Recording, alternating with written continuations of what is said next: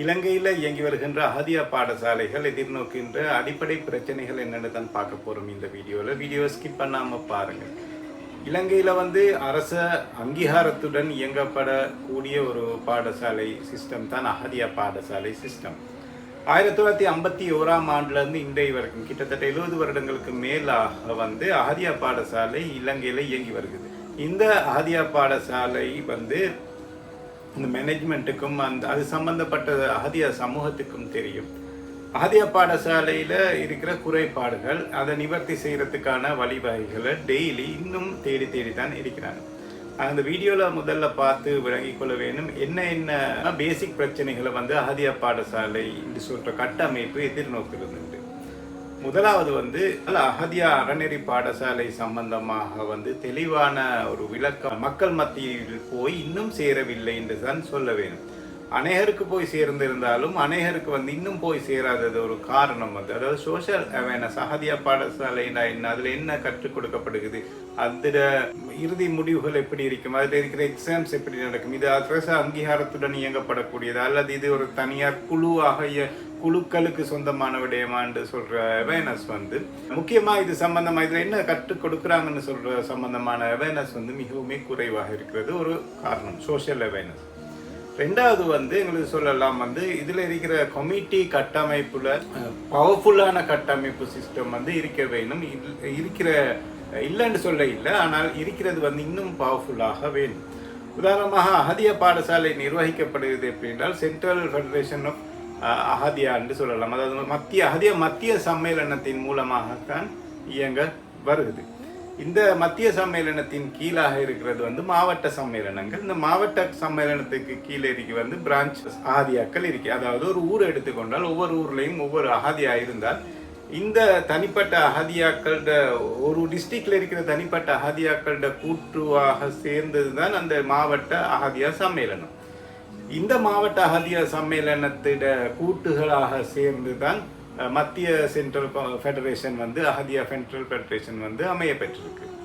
So இந்த கட்டமைப்பு ஒழுங்குமுறையாக இயங்க வேணும், இயங்கி கொண்டு தான் இப்போ வருது. ஆனால் நான் சொல்ற விடயம் என்னன்னா, நேரடி சில தொடர்புகள் இருக்கக்கூடாது அல்லது மறைமுக சில தொடர்புகளும் இருக்கக்கூடாது. இந்த அகதியாவோட சம்பந்தப்பட்டவங்களோட கலந்தாலோசித்த மட்டத்தில் இருக்கிற கண்டு கொண்ட ஷார்ட் கமிங்ஸ்னு சொல்லலாம். உதாரணமாக ஒரு பிரான்ச்சில் ஒரு ஊரில் இருக்கிற அகதியா டீச்சரோட மத்திய சம்மேளனத்தில் இருக்கிற ஒரு நிர்வாகி நேரடியாக கலந்து கொள்வது அந்த ஹைராக்கியை டோட்டலி உடைச்சிடும். அல்லது மத்திய சம்மேளனத்தில் இருக்கிறவங்க டிஸ்ட்ரிக்ட் ஃபெடரேஷனோட கண்டெக்ட் வச்சுக்கொள்ளாமல் நேரடியாக பிரான்ச் கான்ஸ்டிடியூஷனுக்கு கீழே பிரான்ச் அகதியா ஒன்றோட தொடர்பு கொள்வதும் அந்த கட்டமைப்பை உடைச்சிடும். அதே மாதிரி மற்ற பக்கம் பார்த்தோம்னா அகதியாவில் இருக்கிற ஒரு பிரான்ச்சில் இருக்கிற ஒரு ஊரில் இருக்கிற அகதியா நிர்வாகி நேரடியாக இன் ரைட்டிங் மூலமாகவோ அல்லது ஏதோ ஒரு காரணம் வழி மூலமாகவோ அந்த அகதியா நிர்வாகத்துக்கு தெரியாமல் சென்ட்ரல் ஃபெடரேஷனுக்கோ டிஸ்ட்ரிக்ட் ஃபெடரேஷனுக்கோ தொடர்பு கொள்வது அந்த கட்டமைப்பை உடைச்சிடும். இந்த மேனேஜ்மெண்ட் ஹைராக்கி அல்லது மேனேஜ்மெண்ட் ஸ்ட்ரக்சர் உடையாமல் ஒழுங்கு முறையாக நிர்வாகத்தை கொண்டு செல்ல வேண்டியது ஒரு சேலஞ்சாக இருக்கிறதோட ஒரு பேசிக் பிரச்சனையாக இருக்கிறதுன்னு இனம் கண்டு சொல்லக்கூடியதாக இருக்கு. எல்லா விடயமான இந்த மாதிரி கம்யூனிகேஷன் மெத்தட்ஸ் நாம் இன் ரைட்டிங் இருக்கிறது நிச்சயமாக உசிதமாக இருக்க வேண்டும். அதாவது கீழ்மட்ட அகதியாலிருந்து மேல்மட்ட அகதியா மட்டும் வருகின்ற எல்லா ஃபங்க்ஷன்ஸும் எல்லா விடயங்களும் இன் ரைட்டிங்காக இருக்க வேண்டும். அட்லீஸ்ட் இமெயிலாவது அல்லது ஏதாவது ஒரு ஊடகத்தை யூஸ் பண்ணியாவது அந்த கம்யூனிகேஷன் இருக்க வேணும், வேர்பலி அல்லாமல். வேர்பலி வரும் பொழுது அந்த வேர்பலி வாரது எஃபெக்டிவ் இல்லாமல் அல்லது லீகல் இல்லாமல் இருக்கிறதுக்கு சான்ஸ் இருக்கு. இதனால் மேனேஜ்மெண்ட் ரீதியாக பல பிரச்சனைகளை உருவாக்கலாம். அடுத்தது மூணாவது பிரச்சனை எங்களுக்கு சொல்லலாம், ஒவ்வொரு அகதியா பாடசாலையையும் நிர்வகிக்கக்கூடிய கமிட்டி ஒன்று இருக்க வேண்டும். ஸோ ஒரு கமிட்டியோட ஆய்வு காலம் முடிஞ்ச பிறகு அந்த கமிட்டி மற்ற கமிட்டிக்கு பாரம் கொடுக்க வேணும். அந்த கமிட்டி தான் ரெஸ்பான்சிபிலிட்டியாக இருக்க வேணும். அடுத்த கமிட்டியை தெரிவு செய்கிறதுக்கான வழிவகைகளை செஞ்சு தரணும். ஒரு கமிட்டி தங்கட காலம் முடிஞ்ச பிறகு இன்னும் ஒரு கமிட்டிக்கு பாரம் கொடுக்காமல் அல்லது இன்னும் ஒரு எலெக்ஷனை வச்சு மற்றவங்களையும் உள்வாங்கி கொள்ளாமல் இருக்கிறது அகதியா பாடசாலையில் இருக்கிற பிரச்சனை ஒரு கமிட்டியை முடிஞ்சால் அவங்களோட காலம் முடிஞ்சோன்னா அவங்க அதுக்கேற்ற ஏற்பாடுகளை செய்கிறது இல்லை. அதோட ஜெனரல் எலெக்ஷனை வச்சு இன்னும் ஒரு கமிட்டியை தீர்மானிக்கிறதுக்கு. ஸோ இதனால் என்னென்றால் இருக்கிற கமிட்டிக்கு சில நேரம் செய்ய முடியாமல் ஆகும் சந்தர்ப்பம் வந்தாலும் புதிய ஒரு கமிட்டியும் பாரம் எடுக்க ரெடி இல்லாமல் இருக்கும் பொழுது ஸ்டேபிள் இல்லாத ஒரு நிலைமை வந்து அகதியா ஸ்ட்ரக்சருக்கு உருவாகுது. எனவே முக்கியமாக இது ஒரு பிரச்சனையாக கருதப்படுது. எப்படின்றால் ஒரு அகதியா கமிட்டியோட காலம் முடிஞ்ச பிறகு அடுத்த அகதியா கமிட்டியோட எலெக்ஷனை வச்சு அந்த கமிட்டியை தெரிவு செய்ய வேணும். இந்த சந்தர்ப்பத்தில் வந்து டாக்குமெண்ட்ஸ் எல்லாம் அடுத்த அகதியா கமிட்டிக்கு பாரம் கொடுக்க வேணும். யாரும் அந்த கமிட்டியோட காலம் முடிஞ்ச பிறகு வந்து அவங்களோட டாக்குமெண்ட்ஸை பாரம் கொடுக்காம அவங்கள்ட்ட கஸ்டடியில் வச்சிருக்க முடியாது. ஸோ இது ஒரு பிரச்சனையாக இருக்கு. அடுத்த பிரச்சனை நான்காவதாக நான் காணலாம். எங்களுக்கு வந்து அகதியால் படித்து கொடுக்கின்ற அந்த டீச்சர்ஸ் மார்டையும் அந்த பிரின்சிபல்டையும் வந்து அந்த பிரின்சிபல்னா அந்த ஹெட் மிஸ்ட்ரஸாக இருப்பாங்க அல்லது ஹெட் மாஸ்டராக இருப்பாங்க. அவங்கள வந்து தரத்தை வந்து சேலஞ்ச் பண்ணக்கூடிய பிரச்சனை வந்து அடுத்த பிரச்சனையாக இருந்து கொண்டிருக்கு. இந்த நாலாவது பிரச்சனை என்னென்றால் அந்த குவாலிஃபிகேஷன் குறைஞ்ச டீச்சர்ஸ் மாதிரி அகதியா பாடசாலைகளில் இருக்கிறது என்று சொல்றது விமர்சனத்துக்கு உள்ளாக்கப்படுற ஒரு விஷயம். அதே மாதிரி குவாலிஃபிகேஷன் குறைஞ்ச ஒரு அதிபர் இருக்கிறதுன்னு சொல்றதும் ஒரு விமர்சனத்துக்குள்ளான விஷயம். இதில் என்ன நடக்குதுன்னா பொதுமக்கள் பார்வையில் இந்த குவாலிஃபிகேஷன் இல்லாதவர்கள்ட்ட தான் எங்களோட குழந்தைகள் படிக்கிறாங்களே என்று சொல்ற ஒரு விடயத்தினால இந்த பிள்ளைகளை அனுப்பாம விட்டுற விமர்சன ரீதியாக அனுப்பாம விட்டுற காரணங்களும் இருக்கு. ஸோ இது சம்பந்தமாக சிரத்தை காட்டினா வந்து அந்த கமிட்டி, அதாவது மேனேஜ்மெண்ட் கமிட்டி என்ன செய்ய வேணும் என்றால் ஹைலி குவாலிஃபைடான ஆக்களை தேடி எடுத்து அவங்கள போட வைக்க வேணும். ஹைலி குவாலிஃபைடு அப்படின்னா ஆக்களோட ஹைராக்கி வந்து இந்த சம்பந்தப்பட்ட மேனேஜ்மெண்ட் கமிட்டிஸ்டே இருக்கு. ஸோ ஹைலி குவாலிஃபைடான ஆக்களுக்கு இந்த டீச்சர்ஸ் மாறாக அகதியா பாடசாலையில் ஆசிரியர்களாக அதிபராக போடலாம். இதனால் வந்து அகதியா பாடசாலையில் எஜுகேஷன் குவாலிட்டி தரம் வந்து கூடுதலாக காட்டப்படும். அடுத்தது ஐந்தாவது பிரச்சனையாக இனம் கண்டு சொல்லக்கூடியதான ஒரு விஷயம்தான் இது வந்து இலவசமாக நடத்தப்படுகின்ற ஒரு சிஸ்டம் உண்டு. இந்த அகதியா ஆசிரியைகளுக்கோ அல்லது அகதியா அதிபருக்கோ எந்த சம்பளமும் கொடுக்கப்படுவது இல்லை. அரசாங்கம் வந்து ஒரு வருடத்துக்கு ஒரு முறை வந்து ஒரு புத்தக கொடுப்பனவோ கொடுக்கும், யூனிஃபார்ம் கொடுக்கும். இதை தவிர வந்து மந்த்லி பேசிஸ்ல ஒரு சேலரி கொடுக்கப்படுவது இல்லை. முழுக்க தியாக மனப்பான்மை கொண்டவர்கள் தான் அகதியா பாடசாலைக்கு அதிபர்களாகவும் ஆசிரியைகளாகவும் வராங்க. அதாவது சமூகத்தில் இருக்கிறவங்களுக்கு அறநெறி பாடசாலைக்கு வந்து அதில் அறநெறி சம்பந்தமாக மார்க்கம் சம்பந்தமாக கற்றுக்கொள்ள வேண்டும். அது இன்மைக்கும் மறுமைக்கும் ரெண்டுக்கும் ஒரு உகந்ததாக அமையும் ஒரு நல்ல நோக்கத்துக்காக, தியாக நோக்கத்துக்காகத்தான் இந்த கற்றல் நடவடிக்கை ஈடுபட வேணும்னு இந்த குலாம் வந்து சேருது. இதே மாதிரி நிர்வாகிகளுக்கும் கூட வந்து எந்த கொடுப்பனமும் கொடுக்கப்படுவதில்லை. ஸோ இது ஒரு ஃப்ரீ எஜுகேஷன் சிஸ்டம்ன்றதால மக்கள் மத்தியில் சாதாரண ஒரு மனநிலை இருக்கு. எப்பயுமே ஃப்ரீ எஜுகேஷன் தான் வேல்யூ குறோம். இதே மாதிரியான அகதியா பாடசாலையில் பெரிய ஒரு தொகை ஒன்று அறவிட்டு கொண்டு படித்து கொடுத்திருந்தா அது எல்லாரும் வருவாங்க. ஏன்னா அந்த தொகைக்கு அந்த மதிப்பை கூட்டி காட்டும். ஸோ ஃப்ரீ எஜுகேஷன் சிஸ்டம் அநேகமாக வழங்கப்படுவதில் நான் நினைக்கிறேன் ஸ்ரீலங்காவில் இருக்கிற 99% அகதியா பாடசாலைகள் ஃப்ரீ எஜுகேஷன் சிஸ்டத்தால் தான் இயங்கிக் கொண்டிருக்கு. சில பாடசாலைகள் வந்து அந்த பெற்றோர்கள்ட்ட அல்லது அந்த வார மாணவர்கள்ட்ட ஒரு சிறு தொகையை அறவிட்டு கொண்டு கற்றுக் கொடுக்குறாங்க. இது ஒரு ஃப்ரீ எஜுகேஷன் சிஸ்டமாக இருக்கிறதால வந்து இது மவுசு குறைஞ்சி இருக்கிறது ஒரு சேலஞ்சாக இருக்கு. அது அடுத்த பேசிக் பிரச்சனையாக எங்களுக்கு சொல்லக்கூடியதாக இருக்கிறது வந்து மாணவர்களோட அட்டெண்டன்ஸ் குறைவு தான். உண்மைக்கும் வந்து பெற்றோர்கள்ட நான் ஏற்கனவே சொன்ன மாதிரி சோஷியல் அவேர்னஸ்ல இருக்கிற குறைபாடு வந்து அந்த மாணவர்களையும் பெற்றோர்கள் அகதியாக்க அனுப்புறதுக்கான சிரத்தை காட்டுறது இல்லை. இதுக்கு ரெண்டு பக்கம் நியாயம் சொல்லலாம். அந்த பெற்றோர்கள்ட அணுகி கேட்கும் பொழுது அவங்க சொல்ற வந்து நான் ஏற்கனவே சொன்ன மாதிரி அகதியால இருக்கிற ப்ராப்ளம் அவங்க சொல்லுவாங்க. அதே மாதிரி ரெண்டு பக்கமும் நியாயங்களும் இருக்கு.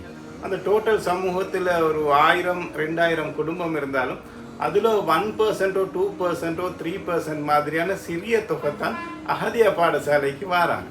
ஸோ அதாவது வருகை வீதம் மிகவும் குறைவாக இருக்கு. இதுக்கு பல காரணங்கள் இருக்கு. அது அடுத்த பேசிக் பிரச்சனையாக சொல்லலாம். என்ன பல காரணங்கள்? ஓரிரு காரணங்கள் சொன்னால் வந்து ப்ரைவேட் கிளாஸஸ் வந்து அதிகமாக சண்டேஸில் நடக்கிறதால வந்து அந்த ப்ரைவேட் கிளாஸுக்கு கொடுக்கப்படுற ப்ரையாரிட்டி வந்து அகதியா பாடசாலைக்கு கொடுக்கப்படுறது இல்லை. ஸோ ப்ரைவேட் டியூட்டர்ஸ் இதையும் தாண்டி அவங்க ப்ரைவேட் டியூஷன்ஸ் வைக்கிறதால அகதியா பாடசாலை அநேகமாக ஞாயிற்றுக்கிழமைகளில் 8 மணி 11 12 மணி வரைக்கும் தான் நடக்கும். ஒரு 3 hours 4 hours நடக்கும். இந்த டைம் பீரியடில் வந்து ப்ரைவேட் கிளாஸஸ் நடைபெறதால வந்து பெற்றோர்கள் வந்து ப்ரைவேட் கிளாஸஸுக்கு சில சமயங்களில் முக்கியத்துவம் கொடுக்குறாங்க. என்றால் ப்ரைவேட் கிளாஸஸுக்கு போயிட்டு அதில் பாஸ் ஆகுறது வந்து ஸ்ரீலங்காவில் வந்து காம்படிட்டிவான எக்ஸாம்ஸ் எல்லாம் பாஸ் பண்ண வேண்டிய ஒரு நிர்பந்தத்துக்கு ஆளாகுது. அதனால தான் அந்த பிள்ளைக்கு எதிர்காலத்தில் ஒரு வேலை வாய்ப்புக்கோ அல்லது குவாலிஃபிகேஷனை கூட்டிக் கொள்றதுக்கான நடவடிக்கை அந்த பிள்ளைக்கு அதனால தான் கிடைக்குது. அதனால் வந்து கம்பேர் பண்ணி பார்க்கும் பொழுது பெற்றோர்கள் தீர்மானிக்கிறாங்க அந்த ப்ரைவேட் கிளாஸஸுக்கு அனுப்புறதுக்கு.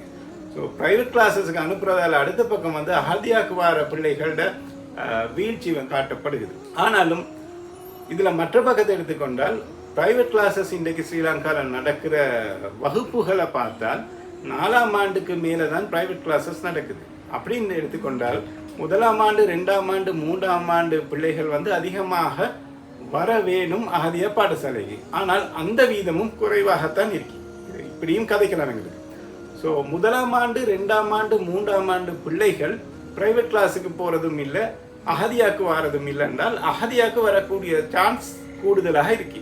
ஆனாலும் வாரதில்லை. இதுக்கு ஒரு பிரதான காரணமாக அடுத்த பேசிக் பிரச்சனையாக சொல்லலாம், அகதியால் இருக்கிற அட்ராக்ஷன் குறைவு. அகதியா பாடசாலையில் வந்து சம்பிரதாயபூர்வமான கற்பித்தல் முறைமை தான் அதிகமான அகதியா பாடசாலையில் நடக்குது.